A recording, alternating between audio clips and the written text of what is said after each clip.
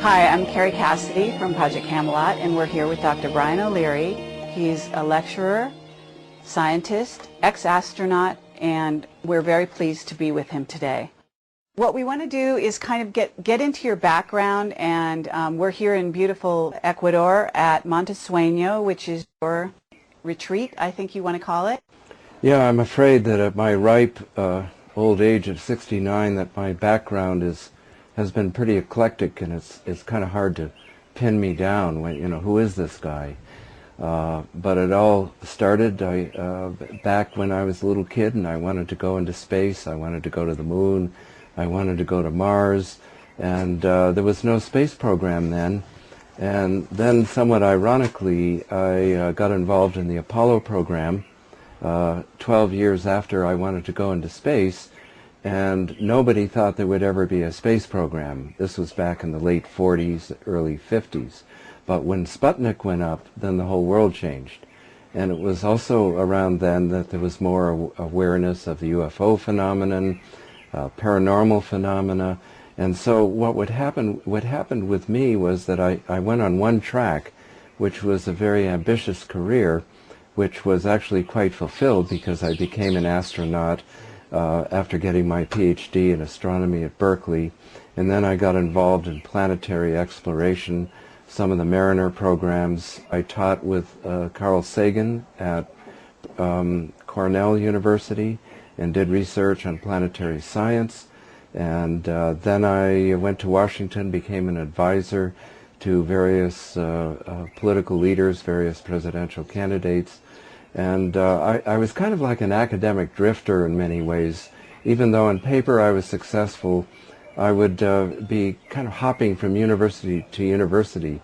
And this, I think, helped prepare the way for the later half of my life, which was really quite different from the first half. The first half was more traditional, more being a physicist who was very familiar with, for example, energy and environment issues, having advised Congress and having taught courses on it, and was also aware of atmospheric science and what some of the things that were ahead for the Earth, which are now very familiar, such as global warming, global climate change, and a number of other human-related catastrophes that are happening on the Earth now. So, in a sense, my own straight academic background was a good one, good preparation for studying energy policy, what kind of choices do we really have in the energy crisis, but also to what degree are humans interfering with the Earth. And so the second half of my life, if you will, after I was in the physics department at Princeton in 1979, and I started to have some unusual experiences, remote viewing experiences, a near-death experience, various healing experiences, and then that opened Pandora's box up. And I was at that time in the physics department at Princeton. None of my colleagues, many of them Nobel laureates, all men, thought I was crazy to embrace paranormal phenomena. And then later I got into the UFO phenomenon. I led a number of scientific groups to get together to try to disclose the research that was going on, and it was around that time I began to get in touch with all the black projects, not from the inside, but from the outside, kind of peering in and seeing what was happening, that there's been this massive cover-up. Well, one thing led to another.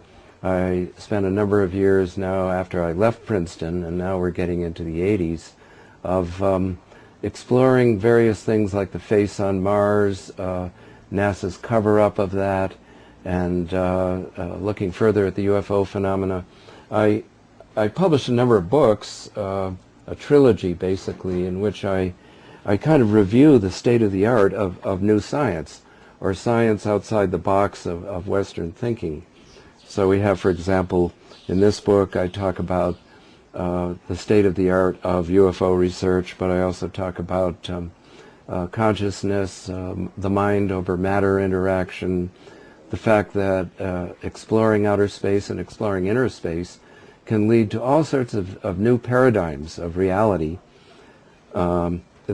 then the second coming of science, this book here, I did some very careful studies that were replicated the work of many pioneers of new science, people such as Marcel Vogel. I would go and visit various miracle makers like Sai Baba, and saw him materialize things. I went all over the world. I went to Brazil to visit Thomas Green Morton, very gifted psychic.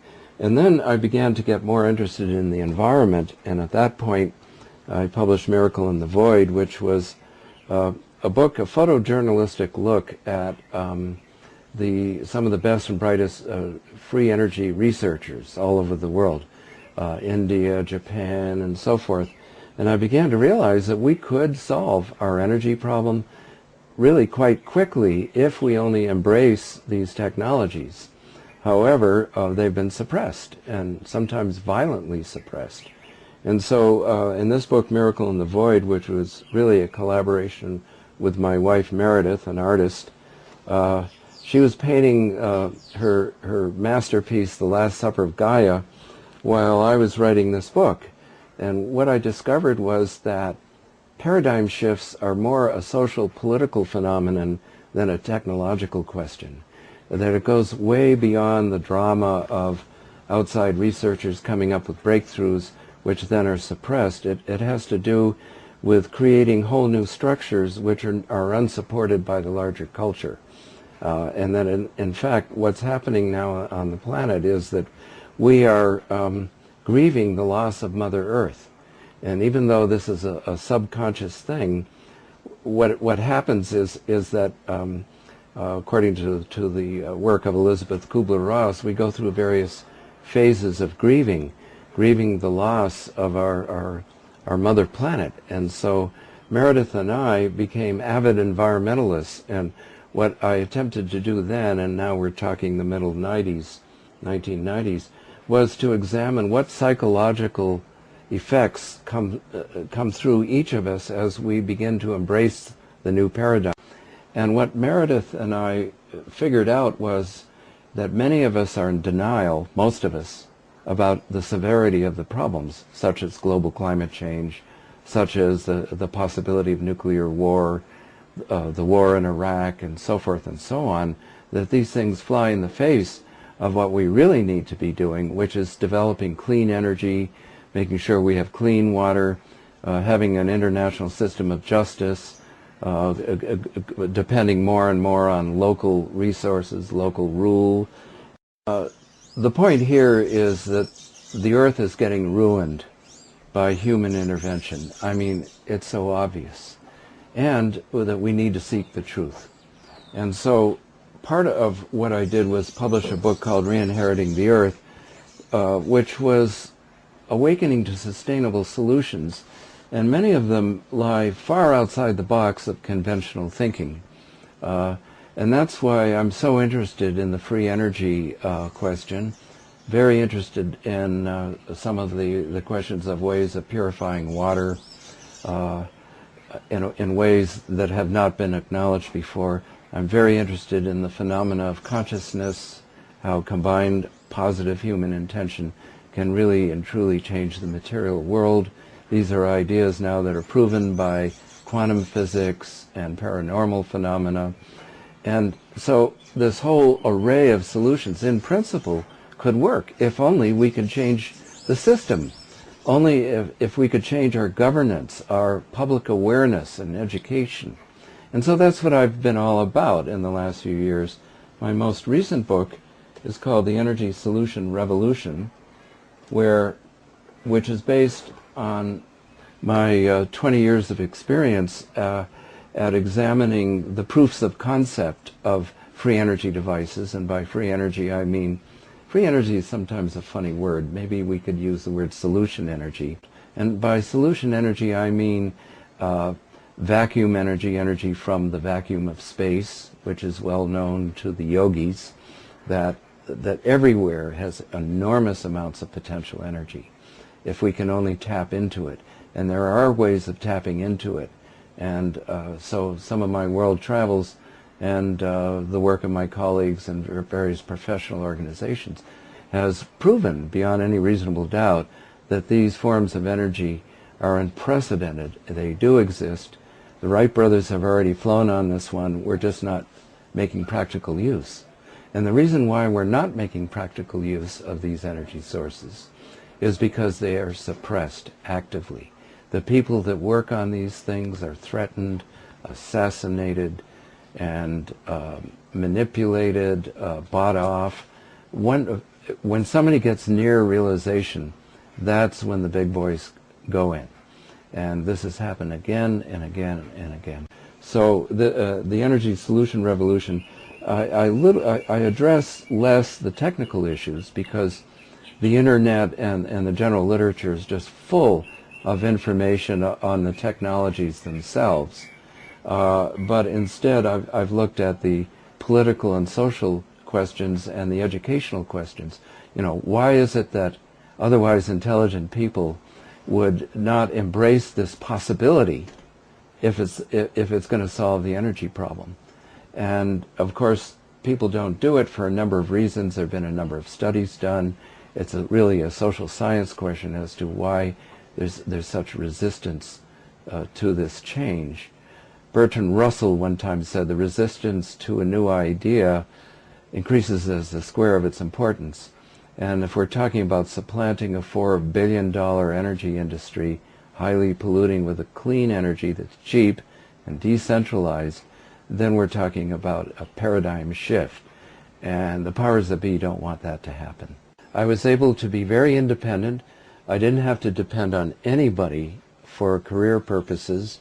I didn't get paid very much. I was, living very simply for a period of 20 or 30 years. I still do in a sense because, we just do things a little differently. But the point is that for now, I would say now almost 30 years, I haven't had to be beholden to anybody to approve what I'm doing. But on the other hand, incredible. That can create problems too, and it did. Sure.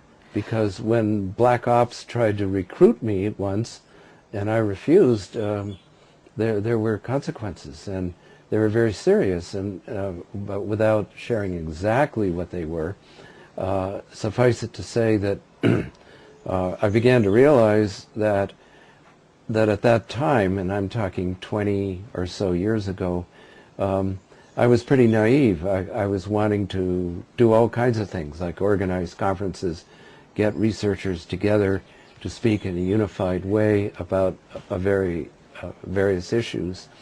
But that was not well appreciated by the powers that be. Can you talk, just name a few names, if you don't mind, of the people that are actually in more or less the alternative world, but they're not willing to actually embrace, the ideas of free energy, even UFOs, the idea that there might be black projects out there. I mean, because we had talked briefly, and I know that you talked about some of these people are very actually good friends of yours. Yes, there are many people in the progressive community. I would say Kucinich himself is in this category. He's been on the fence. Mm-hmm. I was able to script for him an interview he had with NPR when he was running for president in 2004.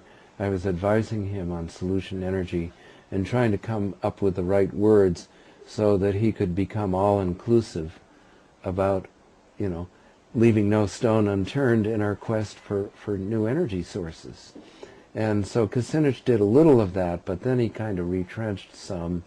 There were a number of glitches that came up, but he wanted to create some legislation that would provide funding for new energy research and development, which is what we really need. We need an Apollo program for this.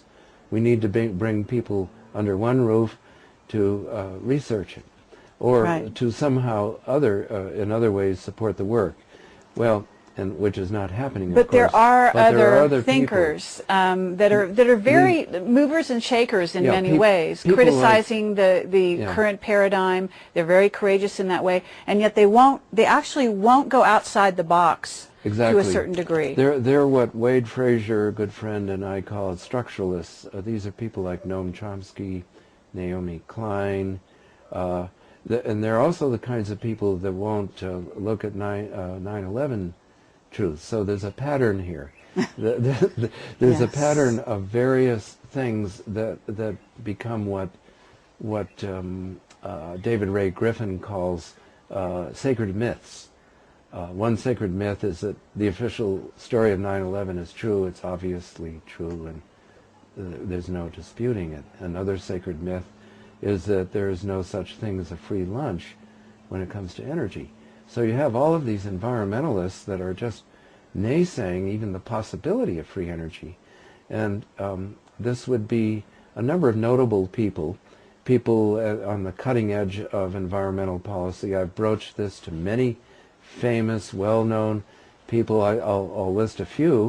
Okay. Please do. Amory Lovins, Lester Brown of formerly of the World Watch Institute. Amory just walked away from me when I broached it, and I've known him for years. Are they afraid? I mean, you know, what can you actually, you know, sort of drill down a little and tell us? Do you think that are they afraid, or is it something else? Is it the matrix, that they've actually bought into the matrix and that was it? They couldn't get beyond that. They're certainly critics of the society, but they don't, you know. Yeah. Well, I mean, that's an excellent question, Carrie, and I can't second guess their negative reaction because I'm not in their skin. But it might be a blend of the two. I know that it was politically correct and sort of de rigueur when I was in the mainstream of science to naysay and deny anything that fell outside the box, and then I was accepted.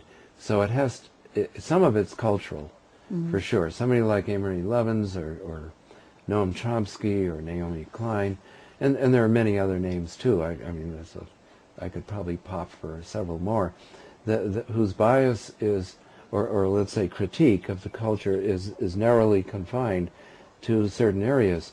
Now, on the other hand, I have to grant them that maybe they just didn't have time to look at these other things, like free energy or 9/11 truth. But on the other hand, maybe they are in the matrix. Maybe fear has so captivated them that they're in the box. Well, don't you have a story about the carrot and the stick? I think that this would be a great opportunity to talk about it, because it may not also be just fear, but also the reward system that they get through, you know, normal society, if you will. Well, yes, and I think that many people, and I've broken free of it, but it took me a long time, and it took a lot of truth-seeking. But yeah, a lot of people just, they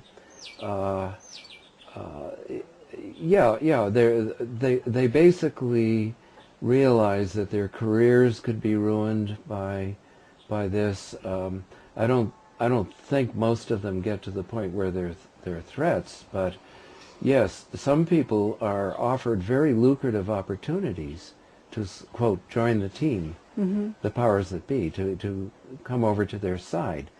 And when that doesn't happen, then often they're whacked by the stick. John Perkins talks about this in his books, the first one of which is Confessions of Economic Hitman, that carrots are dangled. Like it could come in the form of a World Bank loan, or it could come in the form to buy you out not to do the free energy invention. Or it could be being recruited to be part of their team and becoming privy to some information that you otherwise couldn't get. Well, certainly funding for experimentation from the point of view of a scientist, that's always the most seductive thing, one would assume. That's right, and a lot of free energy inventors now, for example, the Patent Office has a policy to naysay anything that smacked of free energy, or the Department of Defense has the secrecy law, which says that if this device has any offense application, then you're going to have your device confiscated and you can never work on it again. Well, along those lines, let's actually move along to free energy. And I know you've done a tremendous amount of investigation here, but you've also investigated the cover-up of free energy and the people that have, you know, maybe gotten to a certain point and then been, I don't know, hit in one way or another the device stolen. Do you have some anecdotes along those lines and some people that you can talk about who've done investigations? I know you traveled the world doing some, in one of your books, talking about that. Well, yes. I mean, first of all, there are many inventors who have been assassinated, threatened, had their funding removed, and I can go through the list, or obviously you'll be able to post the list and their stories. Okay. And I've been able to authenticate many of these stories myself, personally, and they're pretty much right on. But there are people like Tom Bearden. There's a man called Gary Vesperman who's accumulated many suppression stories of all kinds for free energy. There's Wade Frazier and his excellent website, ahealedplanet.net, in which he explores in many hundreds of pages many suppression stories, like in some of his own experience with the inventor and promoter Dennis Lee. And there are just so many others. You know, that's one of the things I've said in my carrot and the stick story is that there are 1,000 ways to suppress an inventor or a researcher. Mm-hmm. And there are also 1,000 ways to eliminate them or threaten them. And we're also vulnerable to forces because we have these bodies, and these bodies are very vulnerable to any kind of attack or threat, and those of our loved ones. Mm-hmm. So in a sense, the powers that be hold all the cards right now. And most people are afraid to even venture into this territory. And that in part is also a psychological phenomenon. There have been some really good research done on this, that the pain center of the brain is hit as soon as you start to talk about anything that smacks of conspiracy theory, which of course is a dismissal. It's really truth-seeking. That any painful new truth is going to reach the pain center of the brain first. Whereas if you join the lynch mob, if you join the powers that be, then everything is pretty comfortable. Pleasure center, you can have fun with life. Mm-hmm. So in a way, it's me or the earth. That's the way it seems to be. And this dark agenda, which is really not so hidden now, if people only take the time out and look at that, but also look at the great promise and potential of solution energy. It's really a 1-2 punch in education that's necessary. But at the same time, I have many wonderful, dear friends, progressive people, otherwise progressive, who still can't get their hands around the free energy question, because they say, well, you know, if you show it to me, then I'll believe it. But until then, it's not worth looking at as a question. Well, George Green is a friend of yours, and certainly he's been working with John Bedini, and you know, George is one of those people who feels, you know, is certainly on the side of free energy and is certainly aware of it. Have you seen a device, or have you seen John Bedini's work, and you know, what might you think of that, and so on? Oh yes, I've visited many laboratories and visited a lot of people, and I took photographs of them, but I've also investigated in great detail the concepts. Like, for example, this man is Sparky Sweet, or Floyd Sweet. I visited him in the 90s. He's passed over now. And this is a specially conditioned magnet that he was showing that produces free energy. And his laboratory was in an undisclosed location in the Mojave Desert. He had before been in LA and was broken into. His laboratory was broken into. He was threatened. They were spying on him with infrared cameras. You know, all of this is well documented. This is Bruce De Palma, who invented the N machine while he was at MIT, and he was so suppressed by the Securities and Exchange Commission when he tried to start his own company. He emigrated to Australia. They didn't like it there either, so he emigrated to New Zealand and died young of a heart attack about a decade ago. This is some of Bruce's apparatus. It's an N machine. It's basically a magnetic motor, magnets that go up on a wheel that are spun up, and then they interact with the hypothesized 0 point or vacuum energy field, and you get free energy. You get over unity power. This is Paramahamsa Tiwari in India, who had demonstrated a version of the N machine, which is magnets on a motor and a wheel. Now, Tiwari is a very prestigious physicist. He works for the government of India. He was chief project engineer of their largest nuclear power plant. But the government of India gave him laboratory space and funding to develop this machine, which he demonstrated to me, and which was lighting light bulbs with the machine being unplugged. And it just was free running for 20, 30 minutes. And the basic principles are very, very well presented to me, photographed. It's there for anybody to see. This is Shuji Inamata. He also passed over at a relatively young age.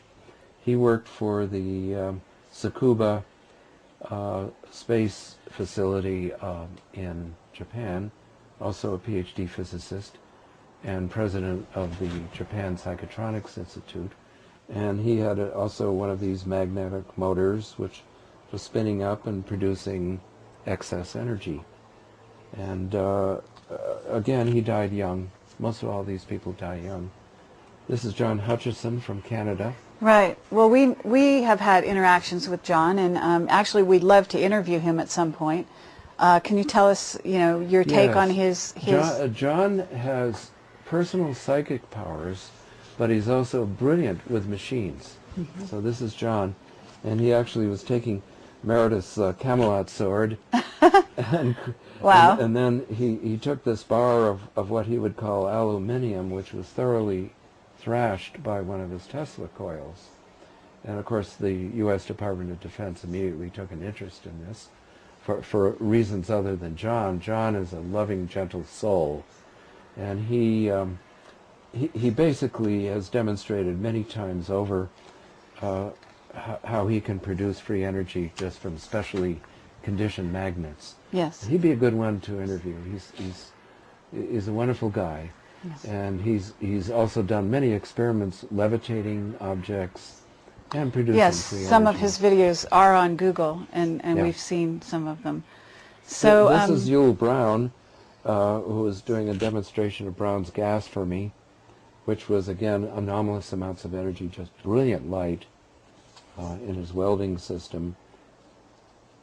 And Tom Bearden, Moray King, these are leading theorists. So these are people that I visited over the course of about 10 years and have reported on. This was a meeting of free energy researchers that was convened by a software billionaire in Estes Park, Colorado in 1993 and 94. And there are a lot of... and the software billionaire was, could we name him?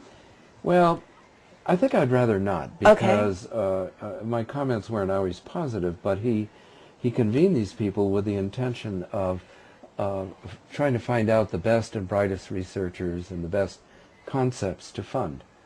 Okay. And then he suddenly did a reversal and said, no, I'm not going to fund any of this, because my marketing people told me that we were not dipping into the river of optimized profits. In other words, when you're in the toe of the profit curve, we're still at the research phase of a research and development cycle. Mm-hmm. So that's what the government is supposed to be doing. The Department of Energy is supposed to be funding these things. And my God, they're hardly even funding solar and wind. They're totally steeped in nuclear weapons, nuclear power, and fossil fuel power.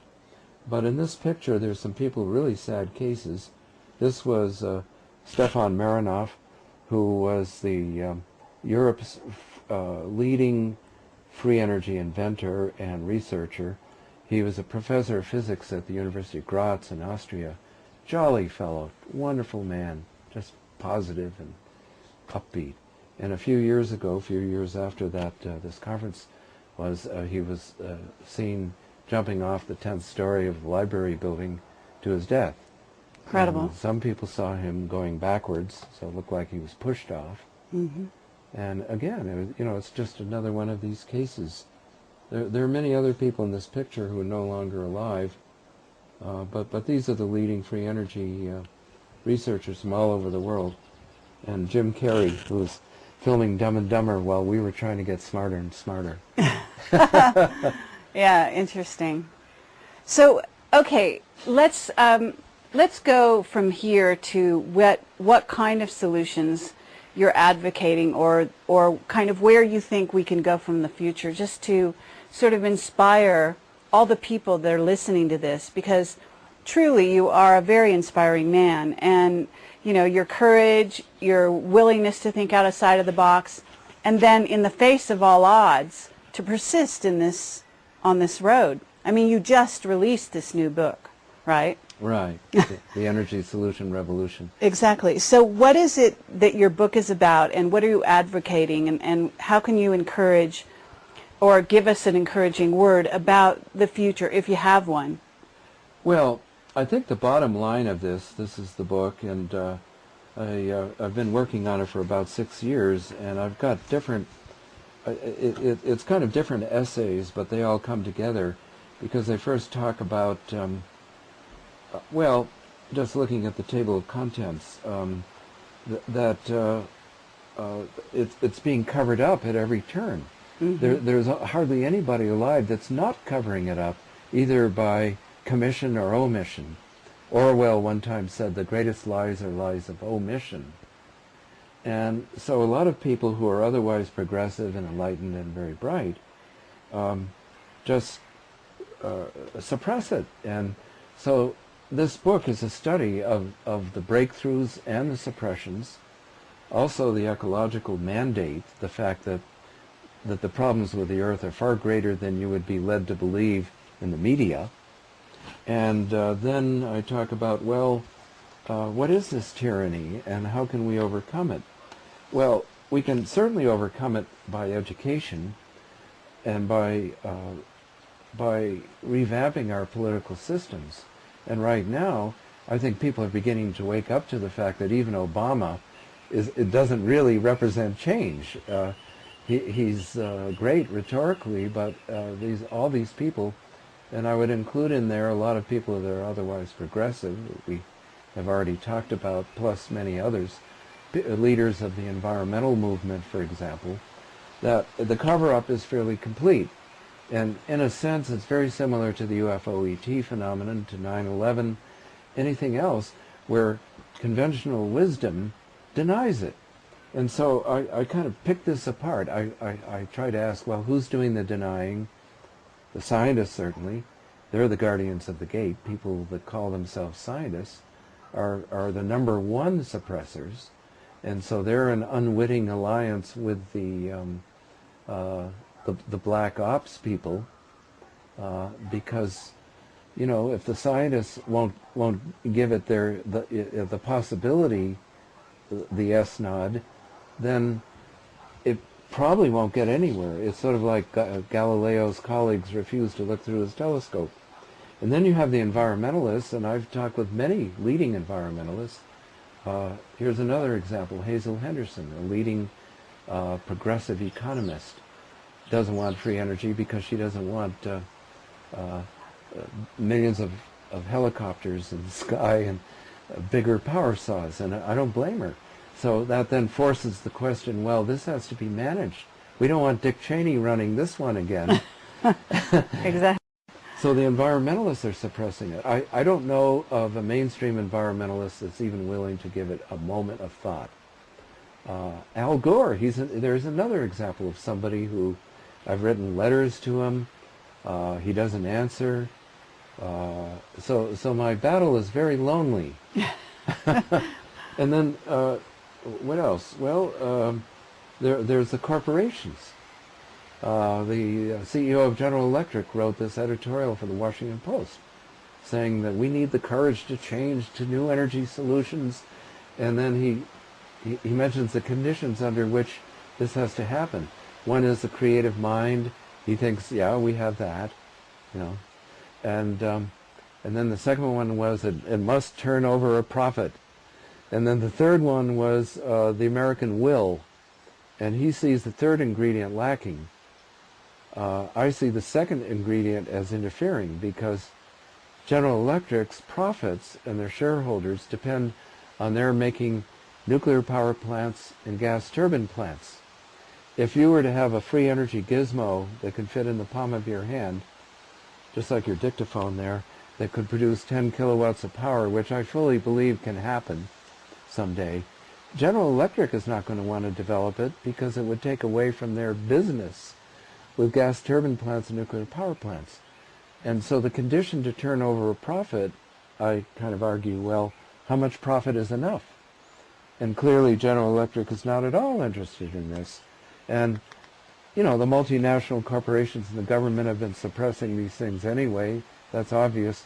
So this book is all about documenting the efforts not only to break through but to suppress it. And even in light of what so many people say, when is there a day when you don't pick up a newspaper or hear some sort of thing on the media that Al Gore says, we need to do something about this soon. We need to develop alternative energy. Yeah. And then when it comes to the question of what, the question is evaded.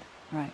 Or at the very least, it's lip service given to solar and wind, which is very capital intensive, materials intensive.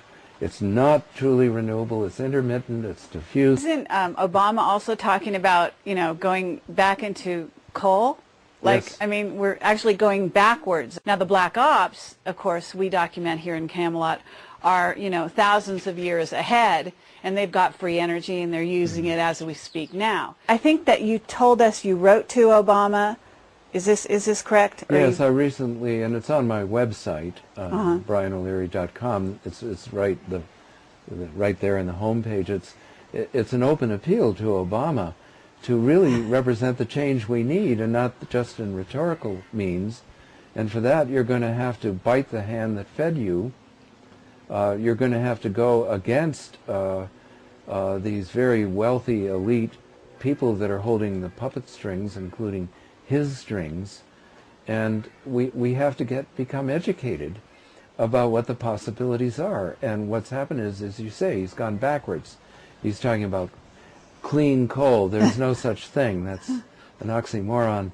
Or about advanced nuclear, Right. or sequestration at coal power plants, which is not even feasible, and it's a gross technology. And so he's just far behind in the curve. And so I'm just making an appeal to him to say that you know, please, for heaven's sake, our planet is being destroyed. Will you please serve the public interest? Because the public interest is not being served with what's happening. And even solar and wind, I hate to say, are half measures. Because the capital cost of a solar or wind economy is on the order of $20 to $40 trillion. We don't have that kind of money. Free energy is basically free. Once we're able to develop the hardware to the point where it becomes available, and then of course all hell will break loose. But you know, the suppression effort, there's two great quotes here. Let's see if I can find it. This is one. In a time of universal deceit, telling the truth becomes a revolutionary act. George Orwell. Yeah. And that's what's going on right now. We're being deceived. Big time. Here's another one. When stupidity is considered patriotism, it is unsafe to be intelligent. That's Isaac Asimov. Yeah. And there you go. That's Dumb and Dumber, and the big rush to have movies, emphasizing how funny, how lovely it is to be stupid. So, okay, this has been really amazing, Brian, and I have to say that if ex-astronaut Brian O'Leary was writing to me and I was a president, certainly it almost seems like you need to write back, or to Al Gore, right? And isn't it surprising that with your stature that these men would actually ignore you? There's something to be said there as well. Well, yes, and there is something to be said there, and it suggests to me that they're part of the overall dark agenda, Right. And it's just their wrinkle on it is a little different. It's a little more benign sounding. One could just even be so risque as to say that it's that they advocate genocide by other means. I'm not really sure what's going on in their minds. All I know is that their lack of answers, and the lack of answers from the people they surround themselves with, and people that espouse the conventional wisdom. I mean, even James Lovelock in England, he thinks outside the box, but he's unbudgeable. Amory Lovins, that's another one, who thinks outside the box, but not enough. Now, what's happening? Now, these are also the kinds of people that show up at the so-called green salons in Washington, D.C. It's like the whole beltway of Washington is a fortress, and that it's almost a sign of prestige to interact with some of the folks at the DOD and CIA, you know, because it might be your passport to something. And meanwhile, outside the box, there are all these wonderful concepts waiting in the wings, Right. that could really create a sustainable future for humankind. And these people don't listen. And I mean, I've had some access to Al Gore through intermediaries that know him, and they won't budge. You know, and I could name names there too. It's just that the conventional wisdom pervades the entire progressive community. It's like a big disease that's affected everybody, and then most people are simply apathetic, or they don't know. They have, Wade Frazier says you have to peel the onion of free energy, and what that means is a combination of a certain degree of open-mindedness, intelligence, sentience, spiritual development, and on and on. Right.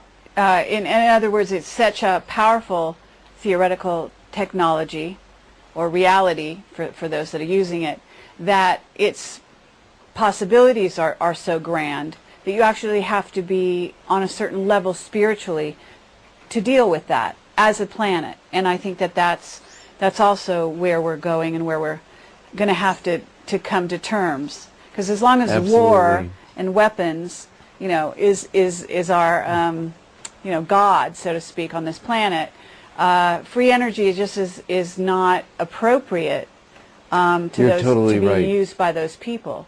You're totally right, So we need a Carrie. different set of leaders, a different set of thinking, right? Absolutely. And in many ways, you're right on the avant-garde of that effort, and I do believe you have many people behind you.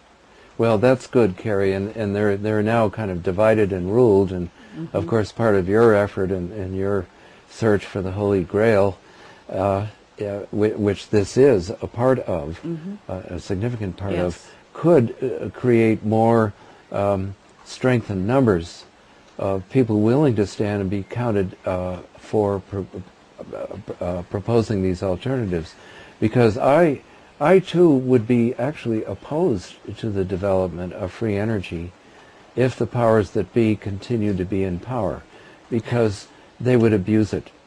Right. They would misuse it.